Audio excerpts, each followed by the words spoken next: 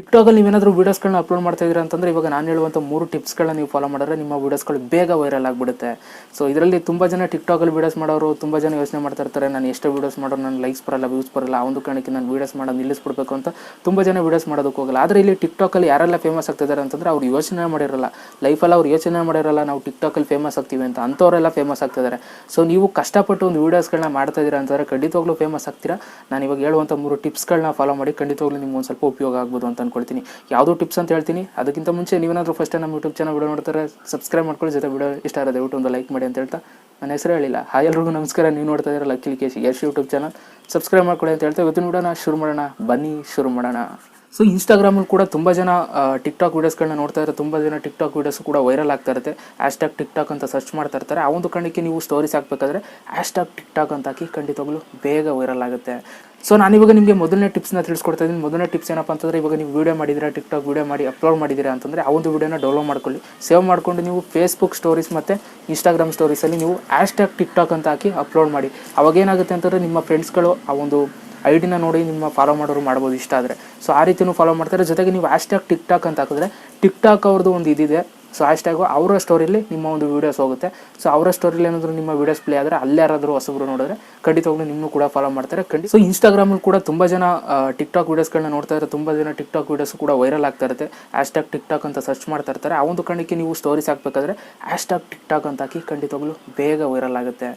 So ಇವಾಗ ನಾನು ನಿಮಗೆ ಎರಡನೇ ಟಿಪ್ನ ತಿಳಿಸ್ಕೊಡ್ತಾ ಇದ್ದೀನಿ. ಎರಡನೇ ಟಿಪ್ ಏನಪ್ಪ ಅಂತಂದರೆ, ಟಿಪ್ಗಿಂತ ಇದನ್ನ ತಪ್ಪು ಅಂತ ಹೇಳೋದಕ್ಕೆ ಇಷ್ಟಪಡ್ತೀನಿ. ಈ ತಪ್ಪನ್ನ ಮಾಡೋದಕ್ಕೆ ಹೋಗ್ಬಿಡಿ. ಏನಂತಂದರೆ, ತುಂಬ ಜನ ಟಿಕ್ಟಾಕಲ್ಲಿ ವೀಡಿಯೋಸ್ನ ಅಪ್ಲೋಡ್ ಮಾಡಿದ ತಕ್ಷಣ ಅವರ ವೀಡಿಯೋ ಮತ್ತೆ ಓಪನ್ ಮಾಡ್ಕೊಳ್ತಾರೆ, ಅವ್ರ ವೀಡಿಯೋ ಅವರವರೇ ನೋಡ್ತಾ ಇರ್ತಾರೆ. ಸೊ ಸೆಲ್ಫ್ ಕ್ಲಿಕ್ ಮಾಡ್ಕೊಳ್ತಾ ಇರ್ತಾರೆ. ಅಂತಂದರೆ ಅವ್ರ ವೀಡಿಯೋ ಮತ್ತೆ ಅವರವರೇ ನೋಡಿಕೊಂಡು ಎಷ್ಟು ಸಲ ಆದರೂ ನೋಡ್ತಾರೆ, 10 ಸಲ 20 ಸಲ 30 ಸಲ ಎಷ್ಟು ಸಲ ನೋಡೋರು ಬೇಜಾರಾಗಲ್ಲ. ಅವ್ರವ್ರ ವೀಡಿಯೋ ಅವ್ರವ್ರು ನೋಡಿಕೊಂಡು ಅವರವರೇ ಲೈಕ್ ಮಾಡ್ತಾ ಇರ್ತಾರೆ. ಲೈಕ್ ಒಂದೇ ಸಲ ಮಾಡೋದಕ್ಕಾಗೋದು.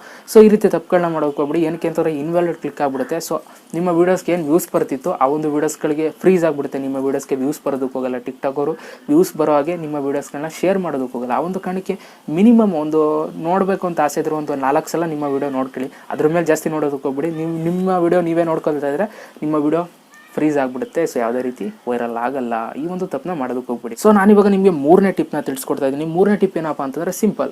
ನೀವು ಒಂದು ಟಿಕ್ಟಾಕಲ್ಲಿ ಇವಾಗ ಯಾವುದಾದ್ರು ಒಂದು ವೀಡಿಯೋ ಅಪ್ಲೋಡ್ ಮಾಡಿದ್ದೀರಾ, ಅಪ್ಲೋಡ್ ಮಾಡಿದ ತಕ್ಷಣ ಆ ಒಂದು ವೀಡಿಯೋಗೆ ತುಂಬ ಚೆನ್ನಾಗಿ ಲೈಕ್ಸ್ ಬರ್ತಾ ಇದೆ, ವ್ಯೂಸ್ ಹೋಗ್ತಾ ಇದೆ, 1.1 2.2 ಈ ರೀತಿ 2,000 3,000 ವ್ಯೂಸ್ ಹೋಗ್ತಾ ಇದೆ ಅಂತಂದಾಗ ನೀವು ಅದಕ್ಕಿಂತ ಅದು ಹೋಗ್ತಾ ಇರಲಿ, ಅದ್ರ ಪಾಡಿಗೆ ಅದು ಹೋಗ್ತಾ ಇರಲಿ. ಅದಾದಮೇಲೆ ನೀವು ಯಾವುದೇ ಒಂದು ವೀಡಿಯೋನ ಅಪ್ಲೋಡ್ ಮಾಡೋದಕ್ಕೆ ಹೋಗ್ಬಿಡಿ. ಯಾವಾಗ ಅಪ್ಲೋಡ್ ಮಾಡಿ ಅಂತಂದರೆ, ಸೊ ಆ ಒಂದು ವೀಡಿಯೋಸ್ಗೆ ವ್ಯೂಸ್ ಅಂತಂದರೆ ನೀವೇನು ಅಪ್ಲೋಡ್ ಮಾಡಿರ್ತೀರ ವೈರಲ್ ಆಗಿರುತ್ತೆ ಆ ಒಂದು ವೀಡಿಯೋ, ಯಾವಾಗ ಅದಕ್ಕೆ ವ್ಯೂಸ್ ಸ್ಟಾಪ್ ಆಗೋದಕ್ಕೆ ಶುರು ಆಗುತ್ತೆ ಅಂತಂದರೆ ಫ್ರೀಸ್ ಆಗೋದಕ್ಕೆ ಶುರು ಆಗುತ್ತೆ, ಯಾವಾಗ 2,000ಕ್ಕೆ ನಿಂತೋಗುತ್ತೆ ವ್ಯೂಸು, ಆವಾಗ ನೀವು ಬೇರೆ ಒಂದು ವೀಡಿಯೋನ ಅಪ್ಲೋಡ್ ಮಾಡಿ. ಅಲ್ಲಿ ತನಕ ನೀವು ಬೇರೆ ವೀಡಿಯೋಸ್ಗಳನ್ನ ಅಪ್ಲೋಡ್ ಮಾಡೋದಕ್ಕೆ ಹೋಗ್ಬಿಡಿ. ಆ ವೀಡಿಯೋ ಏನು ವೈರಲ್ ಆಗಿದೆ ಆ ಒಂದು ವೀಡಿಯೋ ಸ್ಟಾಪ್ ಆಗೋ ತನಕ ನೋಡ್ಕೊಂಡು ಎಂಜಾಯ್ ಮಾಡಿ. ಅಲ್ಲಿ ತನಕ ಬೇರೆ ಒಂದು ವೀಡಿಯೋಸ್ಗಳನ್ನ ಅಪ್ಲೋಡ್ ಮಾಡಬೇಡಿ. ಸೊ ಯಾವಾಗ ಆ ಒಂದು ವೀಡಿಯೋ ಸ್ಟಾಪ್ ಆಗಿಬಿಡುತ್ತೆ, ವ್ಯೂಸ್ ಬರೋದು ಫ್ರೀಸ್ ಆಗಿಬಿಡುತ್ತೆ, ಅಂಥ ಟೈಮಲ್ಲಿ ಇನ್ನೊಂದು ಹೊಸ ವೀಡಿಯೋನ ಅಪ್ಲೋಡ್ ಮಾಡಿ ಲೈಕ್ಸ್ ತಗೊಳ್ಳಿ.